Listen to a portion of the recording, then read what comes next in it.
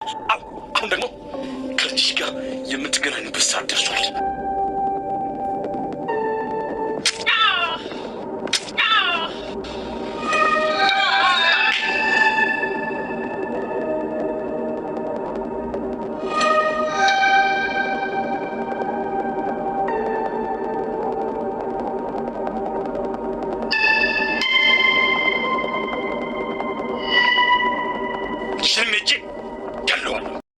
አቶ በኃይሉ ወደዚች ምስኪን እናት ቤት በመግባት እንግዲህ አወቅሽኝ ወይ በኃይሉ ነኝ፣ ልጅሽን ሱቅ ልከሽው የሰረኩሽ 18 አመት ሙሉ ልጅሽን የወሰድኩት ሰው ነኝ በማለት ይነግራታል።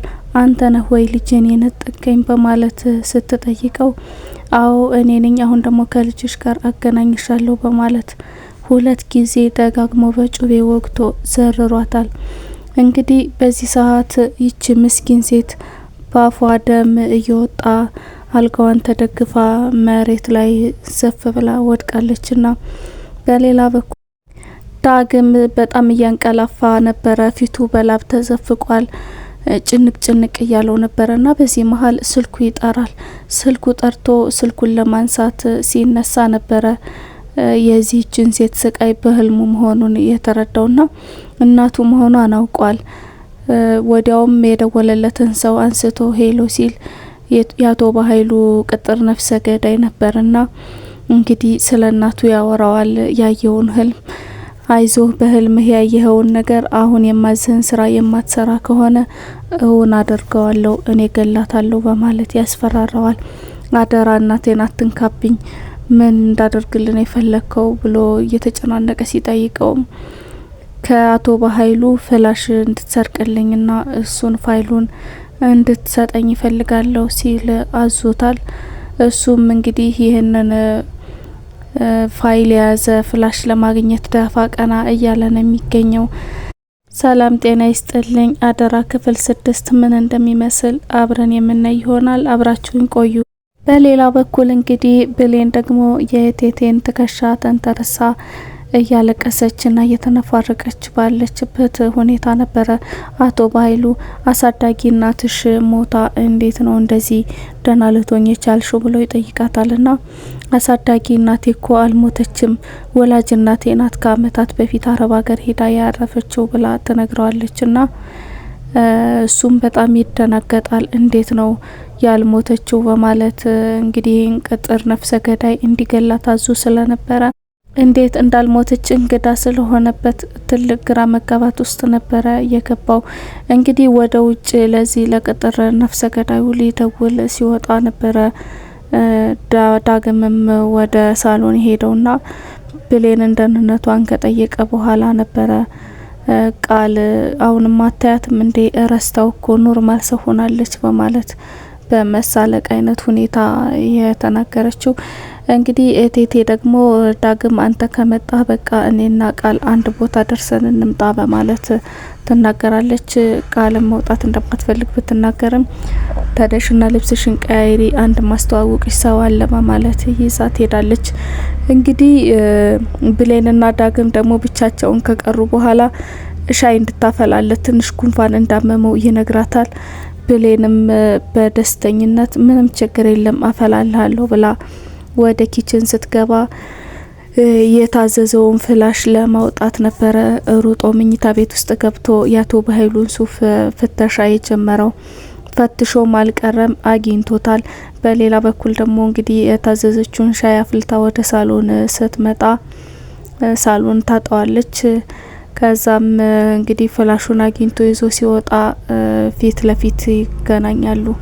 እሷም ይሄ እንደዚህ አይነት አመል እንዴት ሊኖርበት እንደቻለ በመደናገጥ ይሄንን ፍላሽ ያገኘህበት ቦታ አስቀምጥ ካለዛ ደውዬ እናገራለሁ በማለት እንግዲህ እንደምታጋልጠው ስትነግረው ይህ ፍላሽ የእናቱን ህይወት የያዘ እንደሆነ ይሄን ፍላሽ ካገኘው እናቱን እንደሚያገኛት ይነግራታልና እሷም በቃ ስልክ ልደውል ነው ብላ ስልኳንም ስታወጣ ስልኳን ነጥቋት ለዚህ ፍላሹን አምጣ ላለው ልጅ ይደውላል እና ፍላሾቹ እንደገባ ሲነግረው ፋይሉን እንዲልክለት ይነግረዋል። እሱም ላፕቶፑን አውጥቶ ፋይሉን ይልክለታል።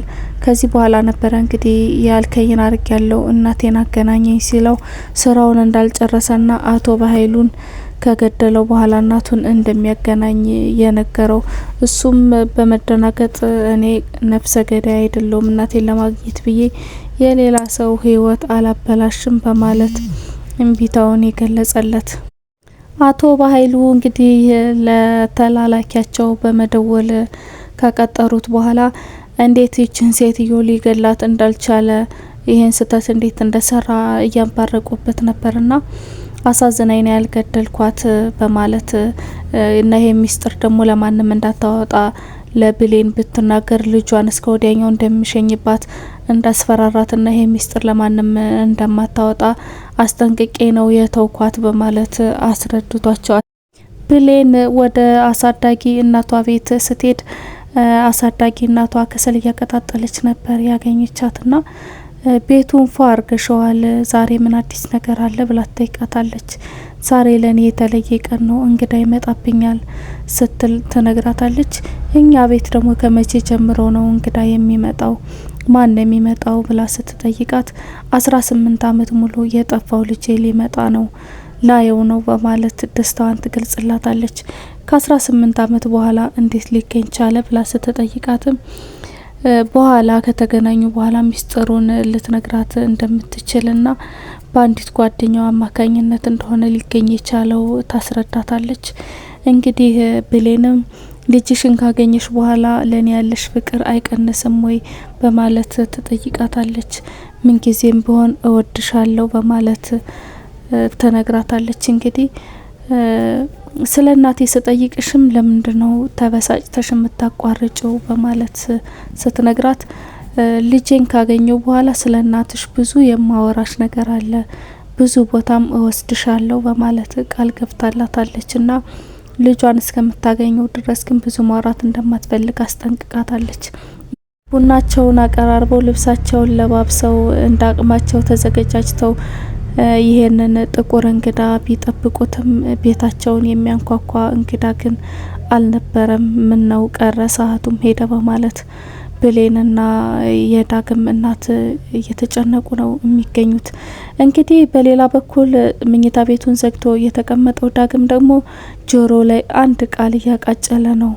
አቶ በኃይሉን ግደለው የሚል አቶ በኃይሉ ጨካኝ ነው የሚል ቃል ደጋግሞ ወደ ጆሮ እየመጣ እየተረበሸ ነው ያለውና በመጨረሻም ወስኖ ቢላዋ አውጥቶ ወደ አቶ በኃይሉ ቢሮ ሄዷልና አቶ በኃይሉም ለምን እንደመጣ ሲጠይቀው አንድ ፎቶግራፍ በመያዝ ይችን ሴት ታውቃታለህ ወይ ማናት በማለት ይጠይቀዋል። አላውቃትም ይለዋል። እናቴ ናት፣ እናቴ በህይወት አለች፣ በልጅነቴ ሰርቀህ የጉልበት ስራ ስታሰራ ይኖረሃል።